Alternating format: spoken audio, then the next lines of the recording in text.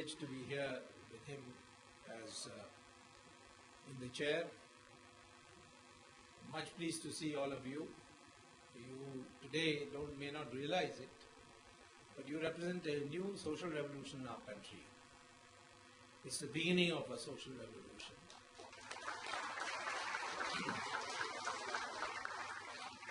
The empowerment of the educated class, which empowerment was systematically over the last 60 years denied. The empowerment of the educated class you can see in the United States, you can see it in Europe, you can see it in Japan, even in China. Even though it's a communist country, the people who wield the power are educated people. In India, we have lost that out after the freedom struggle had empowered the educated class. People sacrificed their careers, came into politics to fight for independence. And they were all eminent people. Over the years, it just slowly petered out. And today, we see a revival, thanks to this new media or the internet. And it's a value system which everybody, even today in India, subscribes to. And that is why people who have not passed 5th class claim that they were educated in the University of Cambridge. Because that's the what you want to be known as, an educated person. So I think we will build this movement and take it to an all India level. And it is from that point of view that we are organizing this conference. While tweeting, I find all of you have given me material which I couldn't get anywhere else. I just put out one tweet once saying, does anybody know how many companies Karthi Chidambaram owns? And within 3 days I got a reply giving all the companies in which he was there. So yeah, it's a highly knowledgeable, educated crowd, and the country can progress enormously if the right policies are followed. We were told that the growth rate of India is the Hindu growth rate of 3.5%, where actually it was the communist rate of growth because we were following the Soviet model. But we will never be able to grow faster than that. But one change in policy to economic reform made us go right up to 9.5% per year. So with the same change in policy, if we can bring it about, we can ensure a growth rate for at least the next 20 years of in excess of 12%. And it's not enough to be educated. You have to have a backbone. I mentioned this in all my speeches. It's not enough to have numbers. You can have 1,000 goats at one place, and one tiger comes, all the goats will run away. Majority is with the goats. And the tiger is a singleton. But the mental framework of the goat is fear, and he runs away.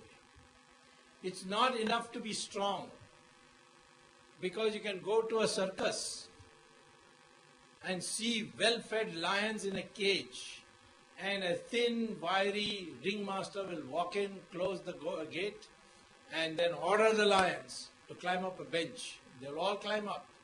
He'll order them to open their mouth. He'll put his head inside. And these lions will not do anything when they can rip him apart into pieces. This is all because of the mindset. That's how the lion has been brought up from when it was a cub. And in lion, in Sanskrit, we call it Singh.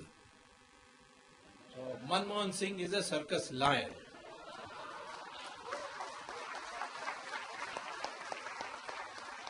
It's no use giving him the Prime Minister's position. The only reason I want him to stay is because the one that's going to come after this is going to be worse. So therefore, let me begin by saying, today the whole idea of the conference is the mindset. What kind of a mind should you have to make India great once again? I've been out to speak on current affairs and politics. Politics is like fire. In other words, fire has no independent existence. It needs either a piece of log, or it needs rubber, it needs petrol, kerosene, it needs some medium in which it has to exist or burn. Sometimes the medium doesn't make it burn very much. Sometimes you put ghee in fire, it will burn much more. So the same way politics, there's no independent existence for politics. Politics is in economics, it's in national security, it's in finance, it's in all the areas, in academia, everywhere there's politics. Depends on the medium.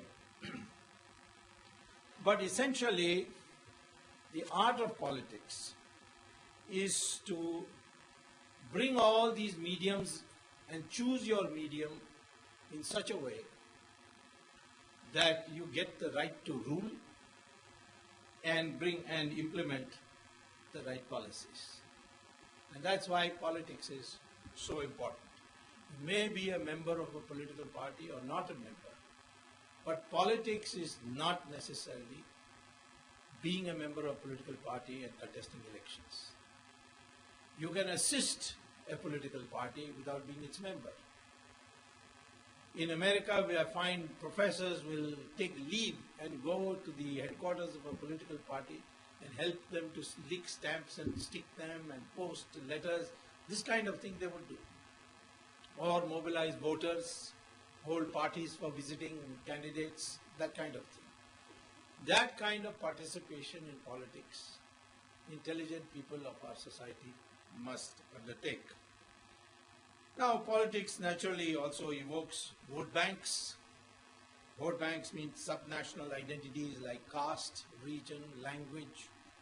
I call them sub-identity because we all have one identity. The Indian identity, which I call as the Hindustan identity. And for reasons I will explain a little later. Then, of course, we have religion, we have law and order, we have economic issues, international issues, all that. So all these things are part and parcels of various dimensions of politics. Now, in every election there has been one issue of politics. Let's not go too far back. 1971, Garibi Hatao, an economic object. Then comes another giant intellectual called Guru Murthy.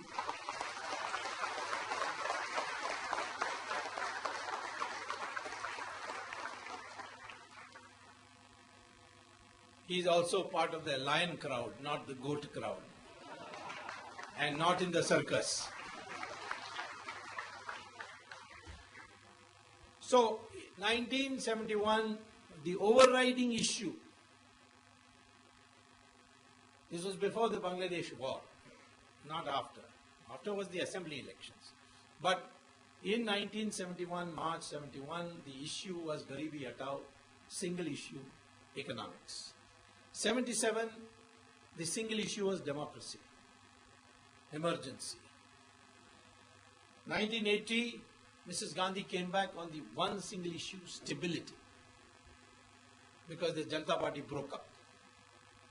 1984, the issue was emotional sympathy for what happened to Mrs. Gandhi and a feeling of nationalism. The whole nation voted as one, and the highest ever any party has ever won, Lok Sabha, 415 seats, Rajiv Gandhi won on that. 1989, the single issue was corruption, Bofors, in which Mr. Gurumurthy played a big part.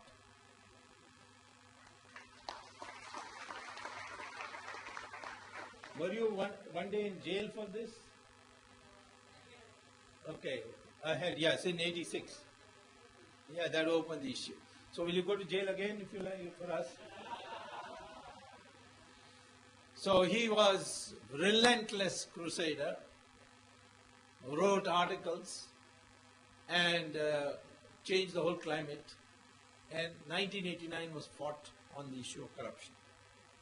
1991 was the issue not only of Rajiv Gandhi's assassination but the undercurrent of economic reform because we had an economic crisis.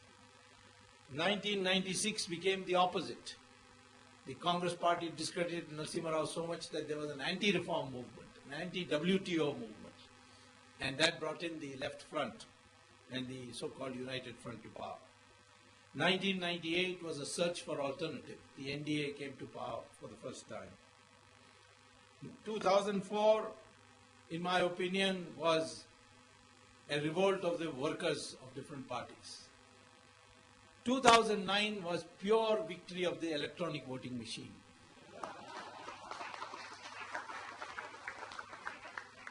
And I've almost won 95% of the case in the Supreme Court. If I win 100% on 23rd January, then the next election will not be because of EVM magic, but it will be the issue again of corruption, single, plus perhaps a subsidiary issue of national unity, which is also under threat. Now, why this national unity question is coming up? One is what people are witnessing is happening in Northeast. People from Bangladesh are streaming into India and district religious composition is changing. Many districts which were minority proportion for Muslims now have become majority. And I was recently in Dibrugarh and they were all expressing apprehension.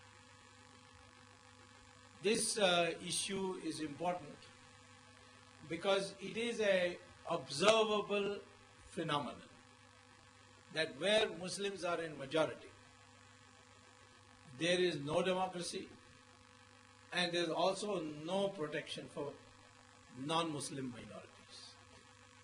We see this in Kashmir.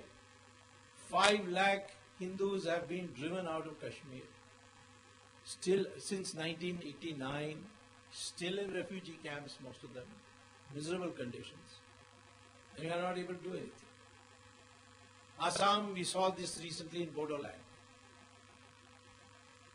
In Kerala, go to Malappuram.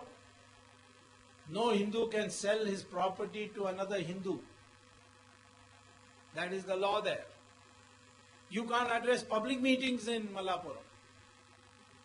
In the last 24 years, the first public meeting addressed by Hindu was myself. And that is because the local Muslim municipality, controlled Muslim municipality said, otherwise this man will go to court and create problems for us, so let him address and go away. So they allowed me to address. But you can see Sharia courts in Kerala today. The Hindu percentage is 53-54%. New census might show them in minority, I can't say, but it is rapidly changing. So you find that there.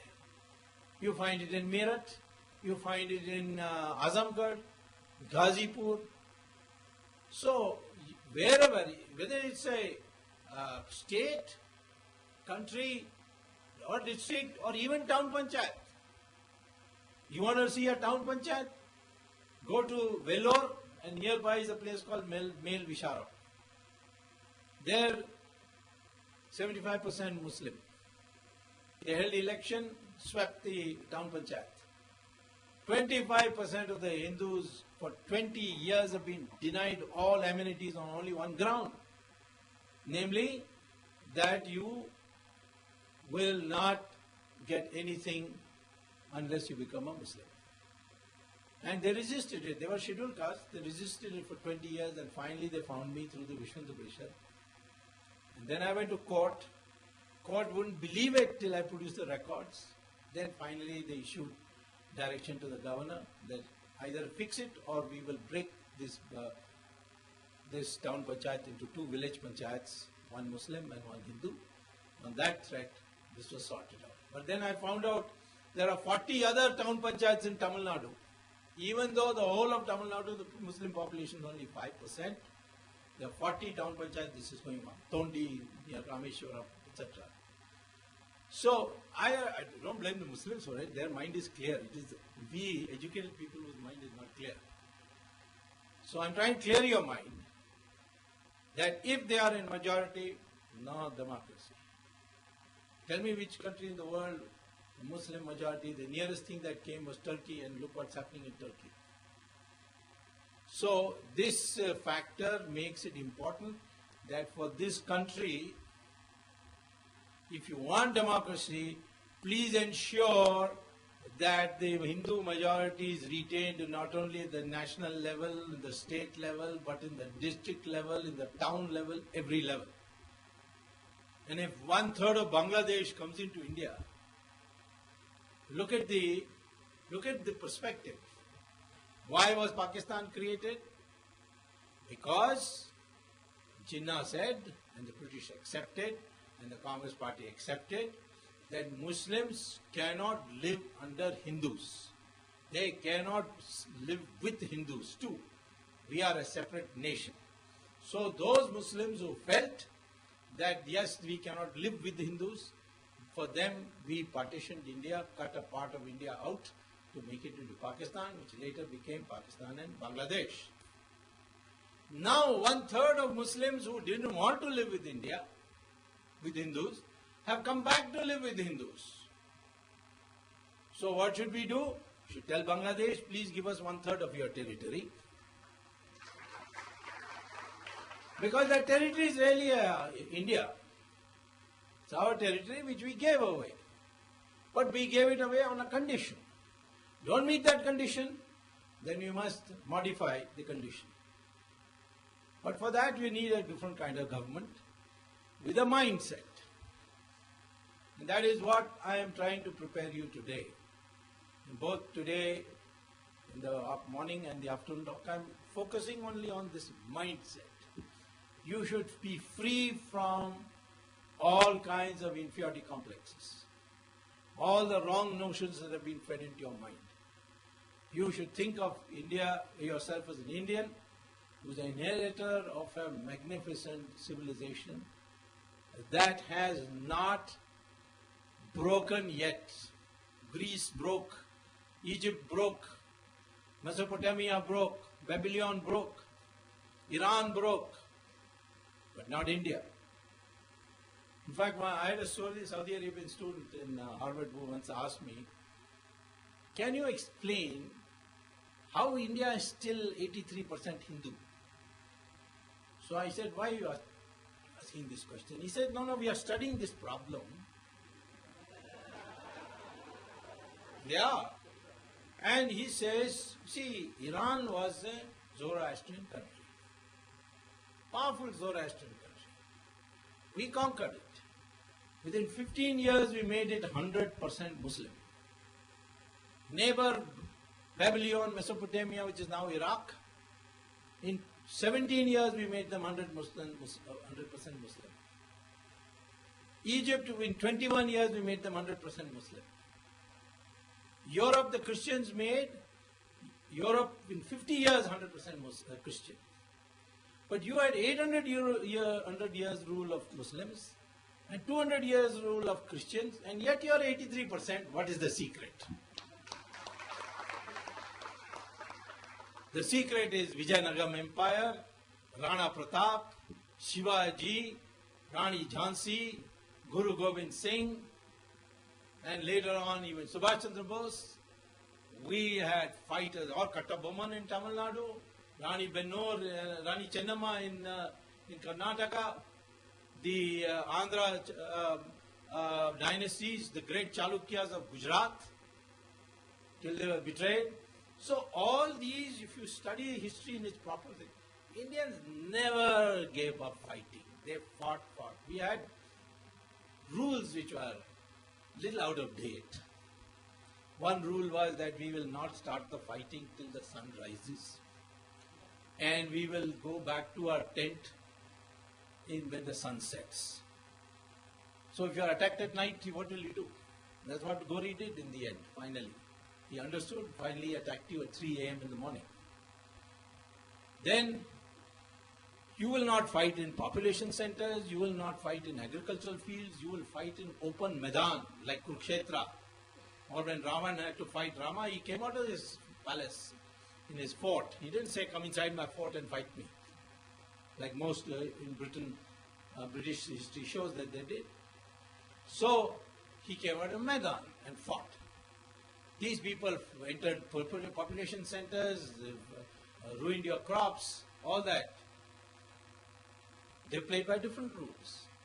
And then finally we had a rule that if after losing you say, I'm sorry, you give him back everything and say, go back now. Then Muhammad Ghori went back how many times? 16 times. That was foolishness. He should not have, Prithviraj Chauhan shouldn't have forgiven him more than once. And today for terrorists, you should not even give them one chance. Total zero tolerance. So this was the rules which changed. The first person who changed all these rules was Shivaji. That's why he was victorious. Those who played by the rules suffered, but we didn't give up the fight. So I will begin by saying to you that when we are discussing what to do about current affairs, please remember your glorious history. We invented mathematics, we invented science, rocketry also. Now the Americans openly admit. George Gamow, Werner von Braun, they have written books to say the people who invented rockets were not the Chinese but the Indians. The concept of a solid propellant was invented by Indians, which then the British copied. We are not two countries, Aryans and Dravidians. The word Aryan is not there. Arya is there, means gentleman. In Tamil it is, we say Ayya. In the north, in Sanskrit we say Arya. Dravida is a word not invented by E.V. Ramaswamy Naikar. It was invented by Shankaracharya, who said that Dravida means South India, Tra and Vid, Sandhi of two words. And he told this to Mandana Mishra when he went to debate him on whether Hinduism should prevail or Uttaramamsa school should prevail. And he won that debate. So, we are one people, and I can prove it now by DNA studies also. All has been published. I even had lunch with Raj Thackeray once. I showed it to him that his DNA and the UP taxi driver's DNA is the same. He said, how did you get my DNA? I said, you have a friend who goes to the same hairdresser as you do, and after your last haircut, he gave me a sample of your hair. And you can test DNA by that. So, all our DNA is same. Hindu, Muslim, Brahmin, Kshatriya, scheduled caste, all our DNA is the same. No difference. But all these differences have ossified over a period of time. Varna became birth-based, and therefore all this got. So much of our current affairs is vitiated by the wrong notions which have been fed into your brain. Nobody wants to debate me in any debate. I have asked Romila Thapar, come with a debate. No, I won't come with you. I said, why? He said, you are not a gentleman. What does that mean? Does it mean I have to say, you are right on the whole, but on this one point you are not right. She's completely wholesale wrong. So how can I say she is right in parts? So, therefore, we need to know our true history. Valiant attempts are being made. Rajiv Malhotra in America is trying his level best, but ultimately you need a government which does it. And we have to mobilize our public for a new order, not political order, democracy will remain, but a new order in which ideas triumph over baser instincts. Now, I come to the question of what are the main issues of today's current affairs. You tell me when I run out of time. I know you will anyway, but I thought let the request come from you. I know. Now, what are the issues? First is corruption. Overriding issue in the country I have seen from traveling the length and breadth of India. Corruption is an issue where for the first time people feel we will sink or swim depending on what we do on corruption. But they have this thing, who will remove corruption? Can corruption be removed? Of course can be removed. The dimension of corruption, I'm sure the two great thinkers are here. They will tell you how much is abroad, how much is floating around the country. Let me tell you, every problem in India today can be traced to corruption. Inflation, of course, corruption. Because the black money goes to the wholesale market and they buy up from the farmers. They pay them in cash. Farmers only accept cash. They don't accept checks. And cash is in black. And you give it to farmers, buy it, store it, create an artificial shortage, and prices go up, sell it up there, prices come down. That's why if you look at the price curve of the last 2 years, you'll see spikes, big spikes. Because this is all rigged market. These prices are rigged. What about stock market? Give the money to Hawala. Hawala will then put it in your Swiss bank account.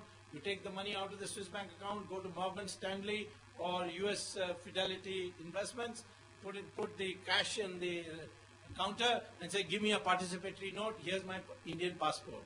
Why Indian passport? Because the only country in the world which has participatory note invented, and that is India. So therefore, only for Indians, those with Indian passports will get participatory notes issued. You look at and that participatory note doesn't put your name, nothing, only the amount. Take that, come to Mauritius, open a $1 company. In Mauritius, you can open a $1 company. I found in this 2G, all the 2G companies had Mauritius address. Then I looked closer, I found it was in the same street. Then I looked even closer, it was in the same building. Then when I looked closer, it was in the same floor. When I looked even closer, it was in the same room. And the room was locked.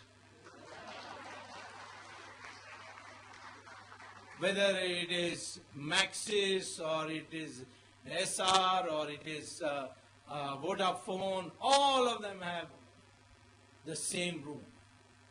That address. Why is it so important to have a Mauritius company, Mauritius base? Because if you make capital gains in the stock market, you and I have to pay 30%.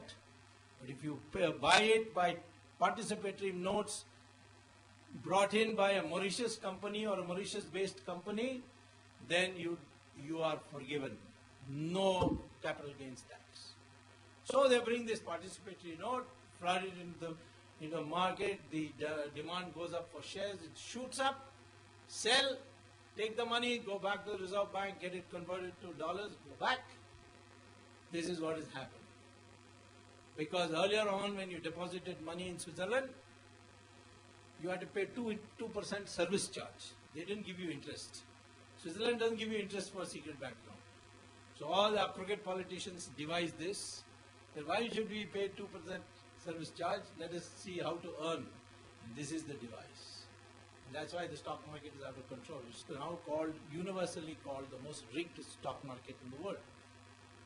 So therefore, whether it's inflation, stock market, corruption is at the root of it. Then let's take our lopsided investment priorities. 70% of our investment directly or indirectly supports luxury goods production.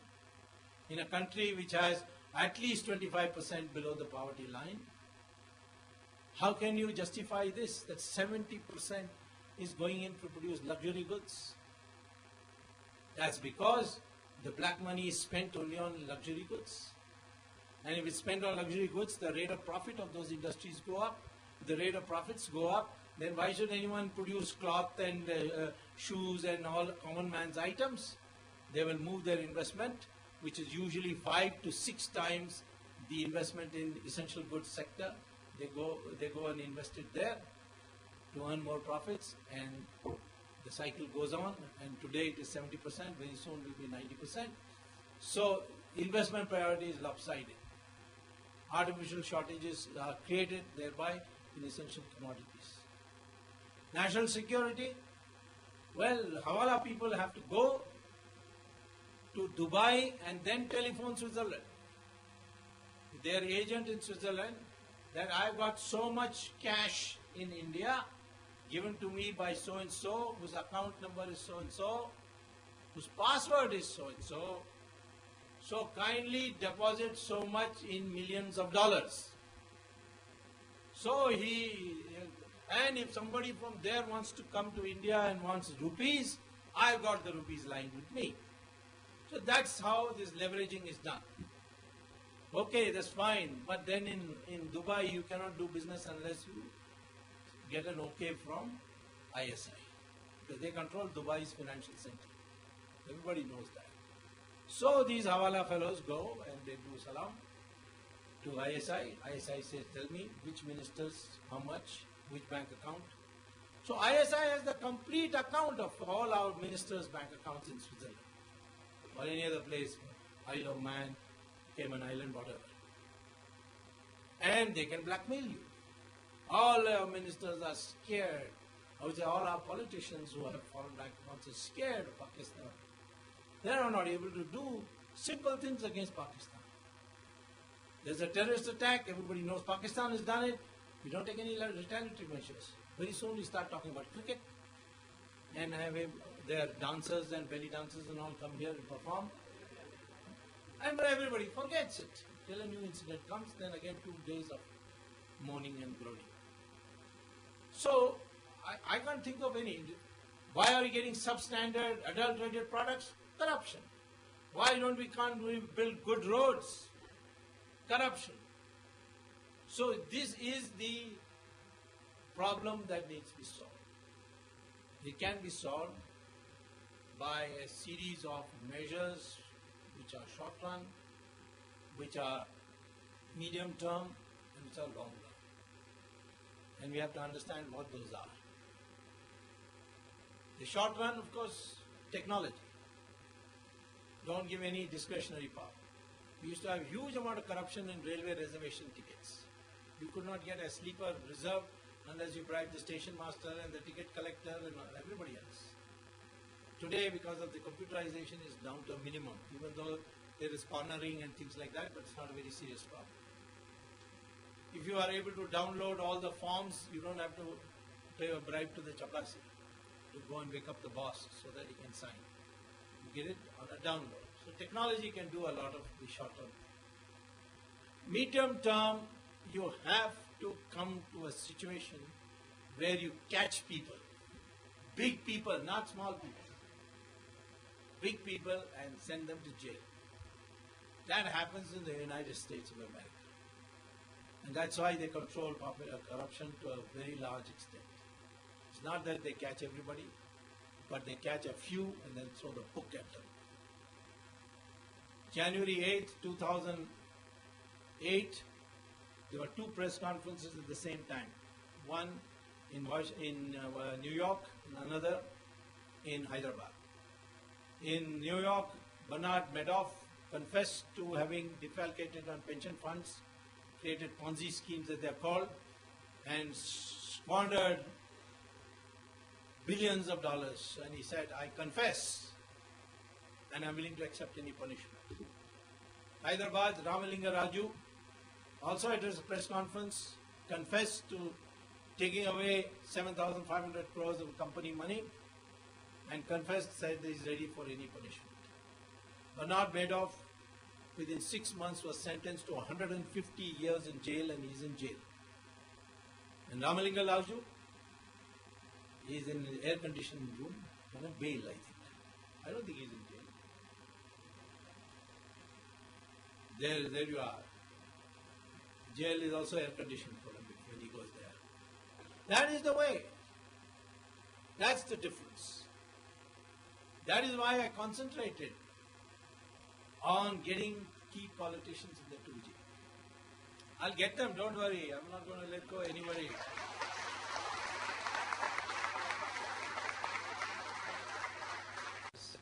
Together in a company. Those of you who do not know much about this scandal, let me tell you, it is the make or break scandal. What is the scandal? National Herald was set up by congressmen and they unanimously elected Jawaharlal Nehru as his first chairman. 1937. 38 the publication started. Very popular because it was giving freedom news of the freedom struggle. 47 Jawaharlal Nehru became Prime Minister of independent India. And National Herald started getting goodies, large plots of land, because there's a newspaper thing. They got in Delhi, in Bahadur Shah Zafar Marg, which is in a prime area, they got concessional, 1 rupee per acre rate, and they got donations to build a building. They built an 11-story building. And like that, they got properties in Bombay, in Madhya Pradesh, in UP, everywhere, Punjab, Haryana, all that. Still unraveling them. Now, what happens is that the National Herald paper, people say now, who wants to read Congress news? So it started losing money, and finally, it was wound up in 2008, closed down. At that time, the chairman was Motilal Vora, who also is the treasurer of the Congress party. So after it wound up, over the years they had got loans from the Congress party, which all added up to 90 crores. So a new company was created in 2011 called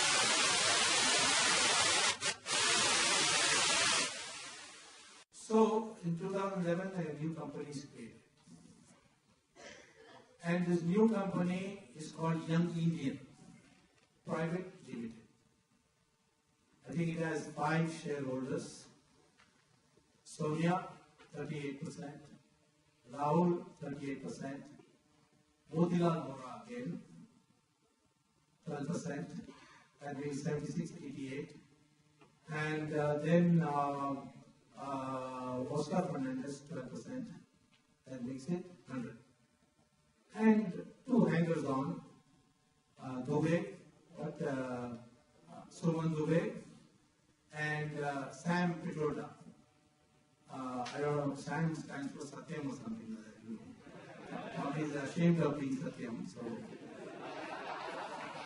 So Sam Pitroda, 0 shares, but part of the board. Now, what is the significance of 76%? Professor Finance will tell you. Company is virtually yours. Extraordinary meeting, short notice meeting, 24 hours meeting, anything you can call. Minimum you need is 26%.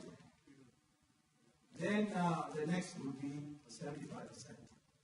Majority is fine, but really to control a company you should have more than 75 or more than 75%. And they have 76%. Anyway, the others are all rubber stamps, so there's not a problem.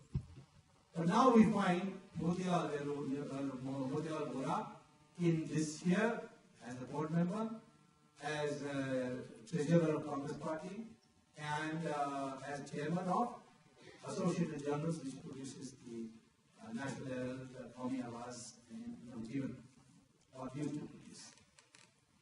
So, a proposal comes from Sonia Gandhi that this 90 crores we will own up. We will say it is our liability. And all Congress Party write it off. It's a non-recoverable loan. There are some salaries to be paid. Here's 50 lakhs. And you sell all your shares to us. So the 100% shares of Associate Journal is sold to Young Indian. So Young Indian gets Badshah's rubber mark, 11-story building. It also gets all the property around the country. Total, I have added, all adds up to 5,000 crores. 5,000 crores for how much investment? 50 lakhs. This 50 lakhs seems to be a favorite because Vadra also only gave 50 lakhs in return. But he only got 300 crores in return. These people got 5,000 crores. Building. That building, then immediately Rahul Gandhi asked Mr. S.M. Krishna, open an office. So 2 floors are taken by the External Affairs Ministry for Passport Seva Kendra, multinational company. That property area was given for publishing a newspaper. But Mr. Rahul Gandhi has the cheek to tell the press that there is no question of our publishing a newspaper. This is only meant for improving the youth with Rahul Gandhi as the idea. So, this is an outrageous corruption, it's multi-dimensional. First of all, no political party is entitled to give loans for commercial purposes. I sent it to the Election Commission saying we recognize the party, they said we have no power. But who's scared? It doesn't matter. So I have now to go to court. Then the second thing is that they got 13A, Section 13A Income Tax Act exemption on the grounds that this is political donation. I am asking that we cancel and all taxes due for collection of these monies for the last 10 years should be levied on the Communist Party. So I sent a notice to the income tax. The income tax has said that we are referring it to the Director General of Intelligence and we will get back to you. And I'll give them 15 days more. Then I'll go to court. Third, Rahul Gandhi in 2008 owned 3 lakh shares in Associated Journals. In his 2009 election returns, nomination forms, he had to file an affidavit. How many shares do you have in which company? And he's written nil.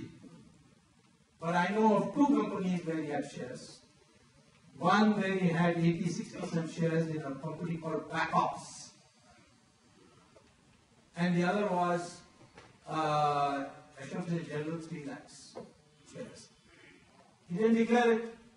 This is a violation of election law. Terrorism Tweeples Act. Wrote to the Election Commission. This time they sent it to the District Magistrate of Amethi. Please hold an inquiry. I'm waiting for an inquiry. So that is another matter. Then of course it's a breach of trust. The whole thing was given for this purpose. And you broke it. And in that breach of trust you were a conspirator. Breach of trust, by the way, is a very severe criminal offense. So all this put together, I'm preparing a writ petition, which I'll file in January sometime, asking for an SIT to be set up into the affairs of the Gandhi family and prosecute them.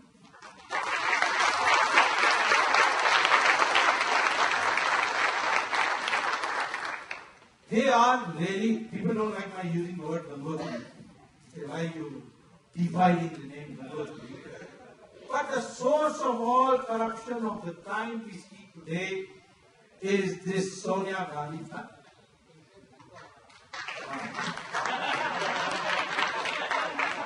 He's looking for a riot, I think. He says, don't say Gangotri, say Makkah. Anyway, so I want to tell you that these kinds of corruption you have to, the corruption in the medium term can only be cured and catch big people and send them to jail. In the process you will discover more. Recently what happened, if you have a few minutes, I'll just finish. 10 more minutes. Recently I discovered, because some Saeed Shabuddin, old friend of mine, many people think I forced him to write to Modi. I did not. Nobody can force someone to do anything. So he came to my house with some Muslims to say the matter I took up 25 years ago has not proceeded too far, and that is in a place called Meerut, in a mohalla called Kashipura. On 22nd May 1987,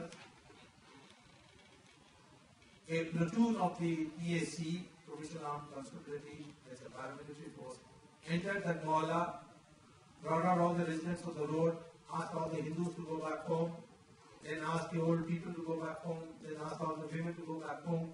The remaining youth, 42 of them, they put them on a truck, they climbed the truck, took the truck 20 kilometers away on the banks of a canal in Ghaziabad district.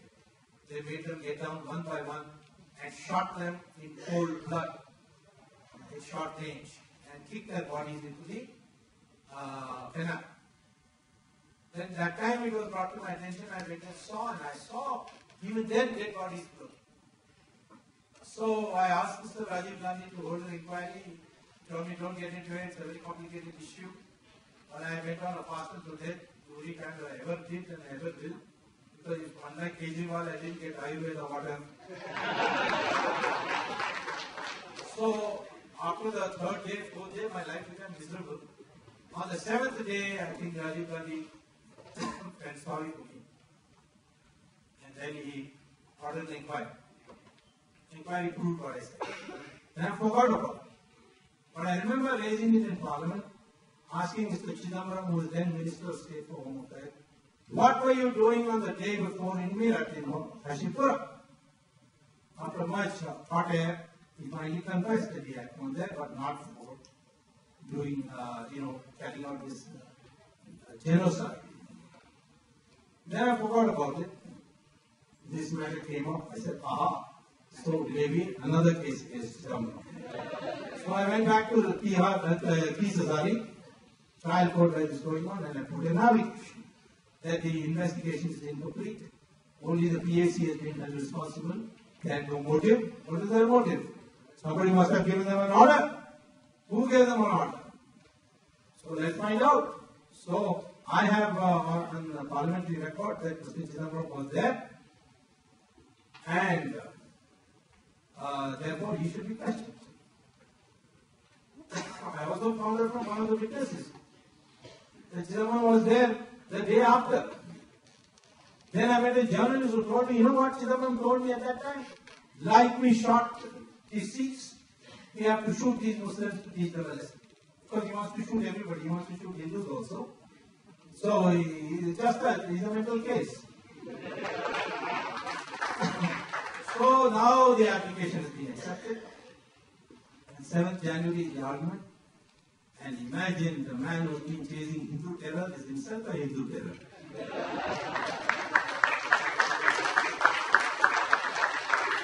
Aircel Maxis, same thing. Because the shortage of time, I won't tell you the details. But without him, Aircel could never have been sold to that LTT, Pro LTT, Sri Lankan Tamil owned Maxis, whose wife owns, by the way, shares in Dassault. Big amount of shares in Dassault. Great friend of Sonia Gandhi because they believe in antique smuggling and they exchange notes very often. So that was, it's a new big situation because we have to catch these big people who generate confidence and big people can be caught. Finally, with that I'll conclude. Long term, India was considered 1,000 years ago to be one of the most honest countries. We have the word of Fascian coming from China, Yuan Shuang, Vasco da Gama, Mark Twain, so many visitors who said, such honest people we have never seen anywhere in the world. And that was because we had a system where money was not the indicator of social status. It was your sacrifice, it was your knowledge that we valued most. This dawned on me in the most spectacular way when when I was a student at Harvard. My classmate asked me, how can you follow Mahatma Gandhi? I said, why? He said, the guy doesn't even dress properly. I said, what about your country? Do leaders have to dress? He said, yes, if they don't dress well, there's no chance. In fact, Nixon didn't shave for one debate with Kennedy, and he lost all that. So then I thought about it, the Pope, how decked he is. Whereas all our sadhus, the higher they go, the simpler they dress. So this has been our system. Money is not the decider of social things. We have, over this globalization, made money the driving force. Go to IIM Ahmedabad, ask the students why you come here. They say, get a good job with a fat salary. Not that I've learned marketing or finance theory from Professor Vaidyanathan. I'm sure that IIM Bangalore no better, also looking for jobs. So that's a new concept that is coming. That will lead to corruption, because that will lead to greed. Greed means corruption. So the current affairs is signified by corruption, and we can remove it by 3 different levels of action: short term, medium term, long term. And therefore our traditional values have to be given equal importance and brought back into focus. Then we will have a new India. Let me tell you, your opponents are not China, because China's economy will collapse in the next 3 years. Somebody just brought a book of mine for autographing. You read it. I predicted this 5 years ago, that China is heading for a major financial blowout.